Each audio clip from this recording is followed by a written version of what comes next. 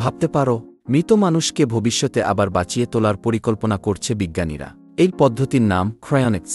এখানে একজন মানুষ মারা যাওয়ার ঠিক পরেই তার শরীরকে 196 ডিগ্রি সেলসিয়াসে তরল নাইট্রোজেনে রেখে সংরক্ষণ করা হয়। বিজ্ঞানীদের বিশ্বাস, আজ যেসব রোগে মৃত্যু হয়, ভবিষ্যতে সেসবের চিকিৎসা তৈরি হবে, আর তখন সেই মৃতদেহকে আবার জীবিত করা সম্ভব হবে, পুরো স্মৃতি আর ব্যক্তিত্বসহ। 1967 সালে প্রথম একজন মানুষ, জেমস বেডফোর্ডের দেহ ক্রায়োপ্রিজার্ভ করা হয়। আজও প্রায় 200 জন মানুষকে এইভাবে সংরক্ষণ করে রাখা হয়েছে, আর হাজার হাজার মানুষ আগে থেকেই ক্রায়োনিক্স কন্ট্রাক্ট করে রেখেছে। তবে এটা সস্তা না। একজন মানুষের পুরো শরীর ক্রায়োপ্রিজার্ভ করতে লাগে প্রায় $2 থেকে $3 লাখ, আর শুধু মস্তিষ্ক রাখলে লাগে প্রায় $80,000। তবে প্রশ্ন হচ্ছে, ভবিষ্যতে যদি তাকে জীবিত করা হয়, সে কি আগের মানুষটা থাকবে, নাকি শুধুই এক স্মৃতিবাহী দেহ?